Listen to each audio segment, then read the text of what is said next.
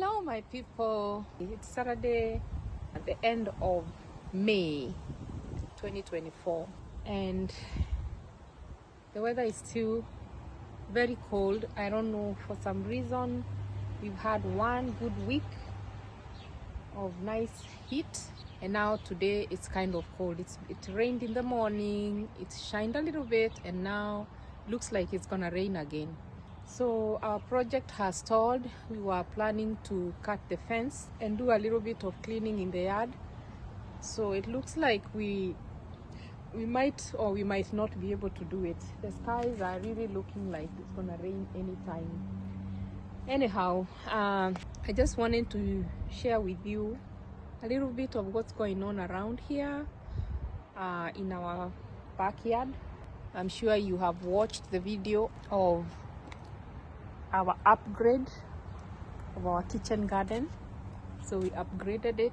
It looks more neat. The fencing is looking good, and we've spotted a few rabbits getting in there through the gate, under the gate. So that's another thing that we have to fix. We have to put some more wire mesh under the gate because the rabbits are going there. The vegetables are coming along well. We haven't finished planting yet. Some of the things I've been watching on YouTube and learning is some plants are not good to be planted when it's cold, especially in the line of the pumpkins, the cantaloupes, the zucchinis. Those ones you don't plant when it's cold, and that's one of the mistakes that I did. In my previous video you'll see that I had planted the seed so that they can germinate, but apparently this was in March. So by the time they sprouted, they came up, it was still very cold, so they died. So it looks like after watching a couple of videos, I've realized those are the plants you plant when the temperatures are still, they are getting above 50, especially at night, because they die very easily because of cold. So I will be planting more of those plants later, maybe this week or next week. Hopefully the heat will be coming back. So today was a very good day, but apparently it's cold for some reason. So we will hold on to that. The other thing I've realized is that some plants also, they don't like when it is too hot. So the heat is coming up in summer, and we've already planted them, and most of the time in this area the summer is very short, so we have to gamble with the timing. We planted the corn, and we've planted a lot of vegetables here. Some are doing very well. Some of the vegetables that don't like too much heat, especially in the beginning, is those vegetables that use for salad. So we planted them, and the whole week was very hot, and some of them have died. So we'll be doing a lot of replacing of seeds to make sure we get the whole farm full of the vegetables. So it's been fun doing the farming. We still have to do mulching on a couple of them, as you can see. When my husband said that we need to take down this tree, I was so excited, and I went ahead and called the guys who can give me a quote. And this quote is only to prune. You know, pruning is just cutting a few branches here and there. We are not cutting the tree. They advised me that this tree is precious. This tree is very, it adds value to your compound. And they told me that we should leave it alone. The only thing we need to do is to trim. So guess what? I had 2 people come here and give me the quote for just trimming on the sides. I will probably show you after they trim. But the first one gave me a quote of $850 to trim a few branches, because this is a risky work and they have to have insurance for the safety of the people cutting. So the second one came and gave me a quote of $1,000 US. So I'm still waiting for the third one, who was supposed to have come to give me the quote, and of course I'll go with the cheapest, and the one who seemed to be, of course, more knowledgeable.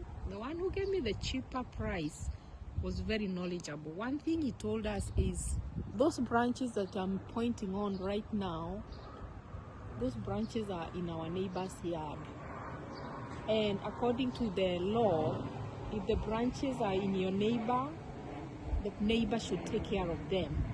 So to cut down the cost, we can ask the neighbor whether he wants them. And in the beginning he wanted them because he wants the shade for the kids over there, so we don't have to trim it.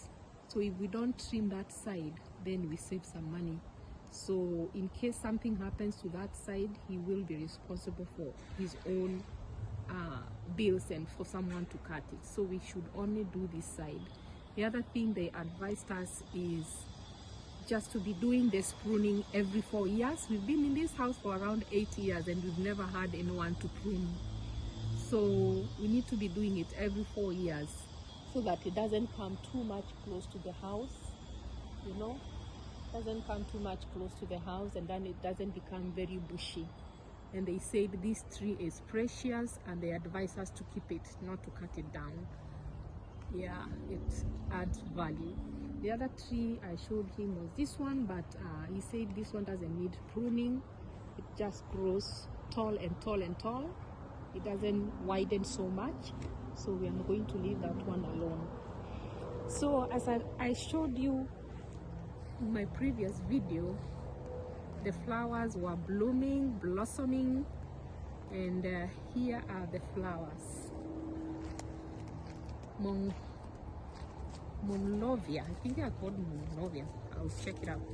But the flowers have come up so well. I should take a photo with them. Look at that. Pink, nice and pink. Very nice flowers in our compound. They have all opened up.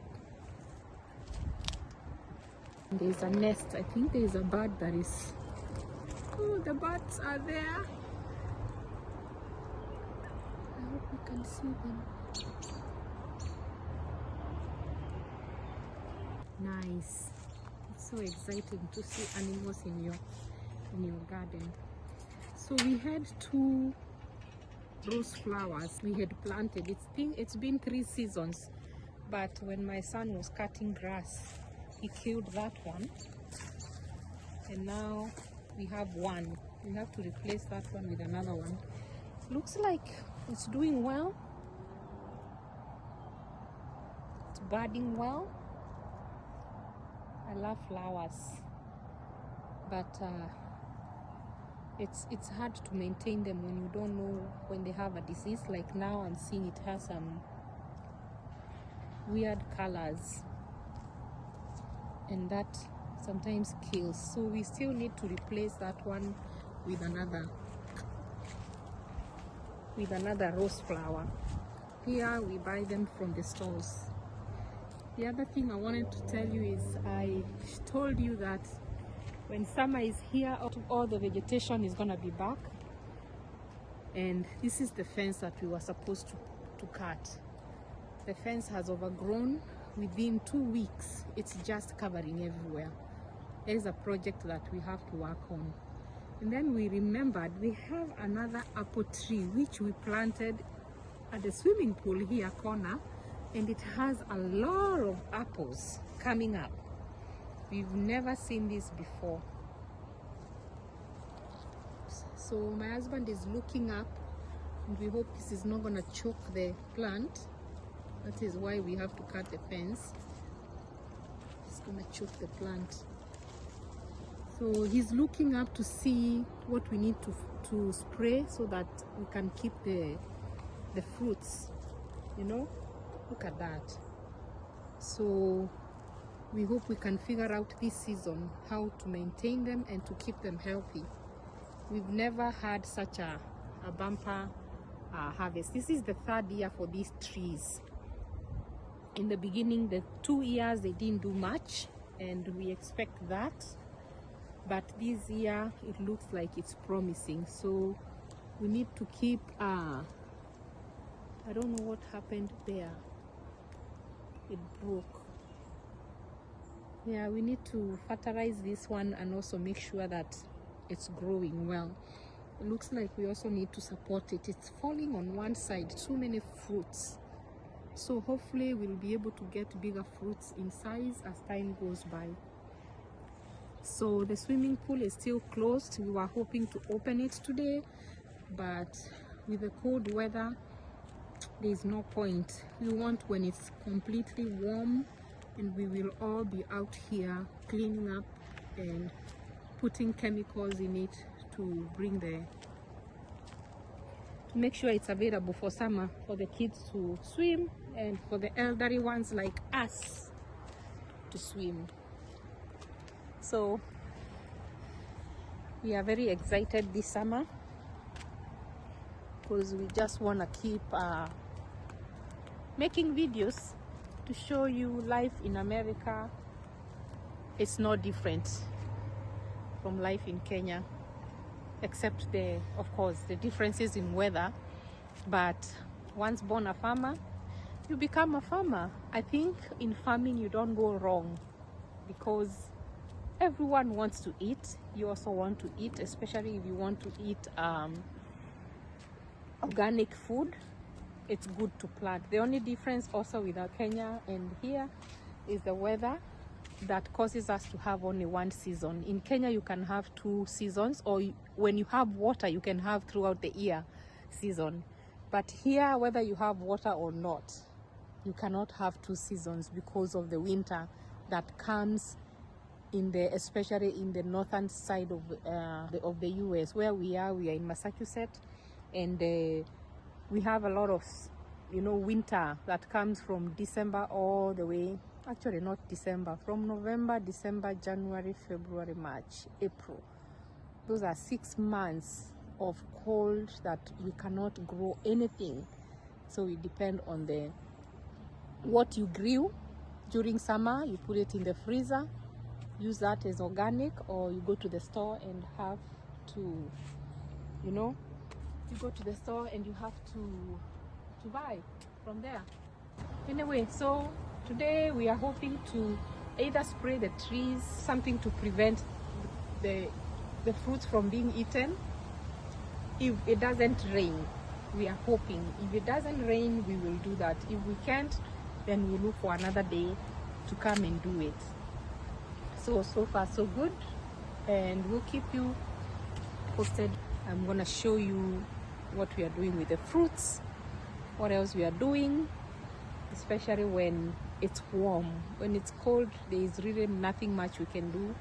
We stay indoors, but the heat is coming. The temperatures are gonna go up, and it's gonna be, sometimes it gets uncontrollably high, that we are actually advised to stay indoors because of heat wave that's expected sometimes in summer.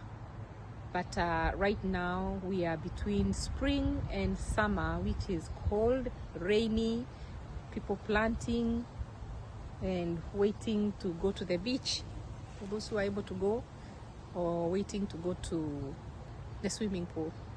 So come along with us.